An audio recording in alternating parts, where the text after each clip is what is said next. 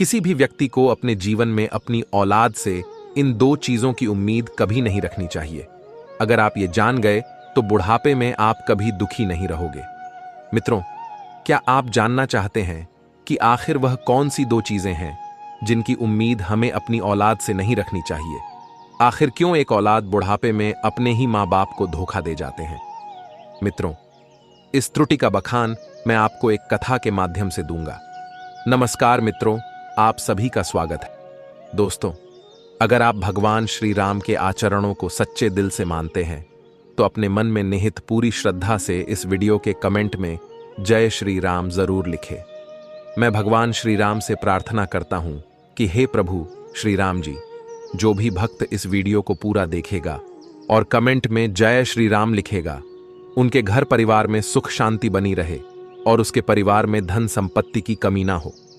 मित्रों, एक बार की बात है, देवर्षि नारद जी आकाश मार्ग में विचरण कर रहे थे। तब उन्होंने देखा कि कलयुग की आधी आबादी का एक चौथाई मनुष्य अपने माता पिता को वृद्ध आश्रम में छोड़कर आ रहे हैं। उनके माता पिता रोते बिलखते हुए अपने बच्चों के साथ रहने की जिद कर रहे होते हैं, फिर भी उन्हें आश्रम में छोड़ दिया जा रहा था। कलयुग के मनुष्य द्वारा अपने माता पिता के ऊपर हो रहे ऐसे अपराध को देखकर देवर्षि नारद जी भयभीत हो गए। अब वह जब आकाश मार्ग से जा रहे थे तो रास्ते में जाते हुए वह यमलोक के ऊपर से होकर निकलते हैं। तब उन्होंने देखा कि यमराज जी कुछ मनुष्यों को सजा सुना रहे थे।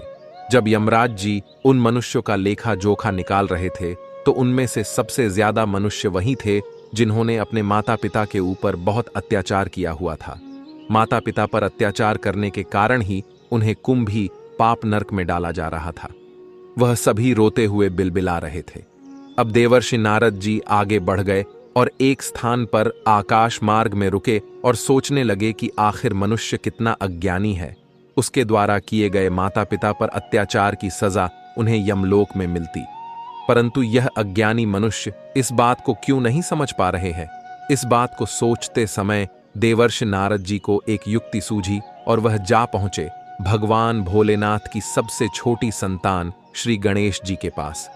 जब भगवान श्री गणेश जी ने देखा कि देवर्षि नारद जी उनके पास आए हुए हैं, तब उन्होंने अपने शब्दों को कंठ से बोलते हुए कहा कि प्रणाम देवर्षि नारद जी, आज आप यहाँ हमारे पास किस प्रयोजन से पधारे हैं? तब देवर्षि नारद जी कहते हैं, हे पार्वती पुत्र, आज्ञाकारी श्री गणेश, आपने तो माता पार्वती के कहे एक वचन से स्वयं भगवान भोलेनाथ जी को माता पार्वती के कक्ष में नहीं जाने दिया था, जिस वजह से भगवान भोलेनाथ आपसे क्रोधित हो गए और आपके शीर्ष को अपने त्रिशूल की प्रत्यंचा से काट दिया था। आपने अपनी माता की आज्ञा के बिना स्वयं उनके पति को कक्ष में नहीं जाने दिया और आपका वध हो गया। आप तो सर्वव्यापक हैं। संपूर्ण संसार के 3 चक्कर लगाने थे, तो आपने अपने माता पिता के 3 चक्कर लगाकर यह सिद्ध किया था कि माता पिता से बढ़कर और कोई नहीं, माता पिता में ही उसकी औलाद का सर्वस्व है। परंतु हे गणपति महाराज, आज कलयुग का मनुष्य अपने माता पिता के वृद्ध हो जाने पर उन्हें वृद्ध आश्रम में छोड़ आता है और बहुत ही अत्याचार करता है। ऐसा क्यों कलयुग का मनुष्य कर रहा है? हे माता पिता के आदर्शों पर चलने वाले श्री गणेश, मैं आपके पास अपने इसी प्रश्न की मंशा से आया हूं।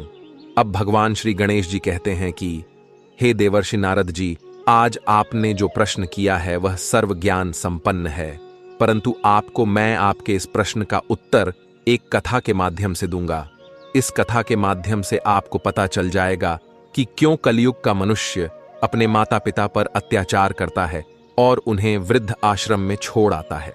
तब देवर्षि नारद जी कहते हैं, हे महाकाल के पुत्र श्री गणेश, आप उस कथा को कहिए, मैं इस कथा को पूरा अंत तक अवश्य सुनूंगा।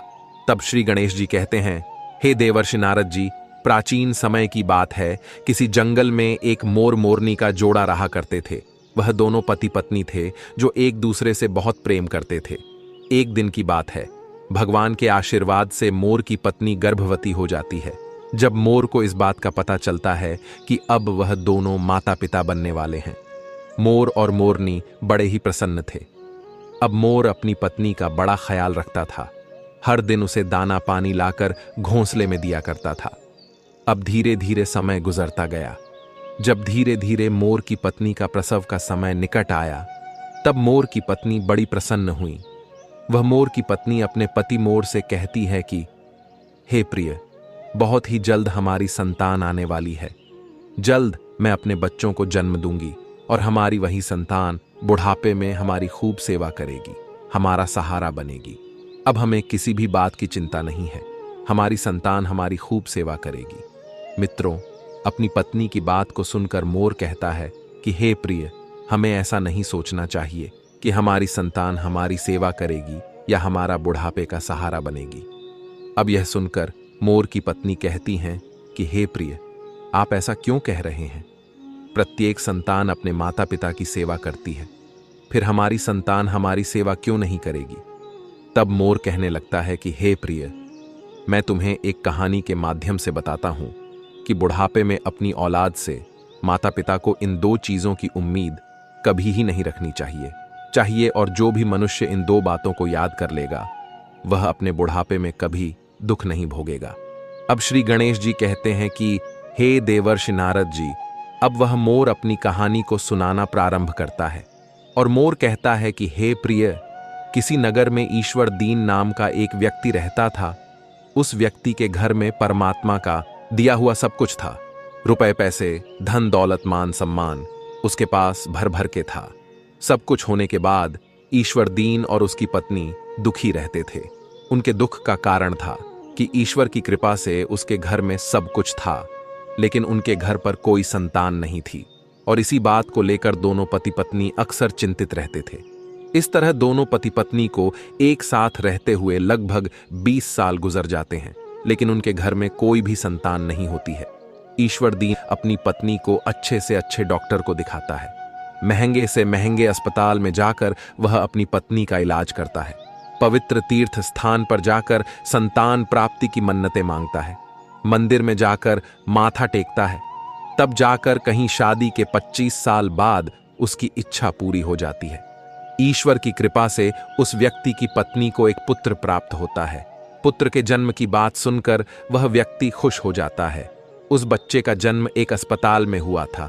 बच्चे की साफ सफाई के बाद उस अस्पताल की नर्स जब उनके नन्हे पुत्र को लेकर वह उन दोनों पति पत्नी के पास पहुंचती है, तो दोनों पति पत्नी कहने लगते हैं कि हमारी संतान कैसी है, इसे कोई दिक्कत तो नहीं है। दोनों पति पत्नी की ऐसी बातों को सुनकर नर्स उस व्यक्ति की पत्नी से कहती है कि बहन जी, आपको जो पुत्र हुआ है वह सुंदर है, स्वास्थ्य भी उसका ठीक है, लेकिन इसमें कमी है। नर्स के मुंह से जब बच्चे के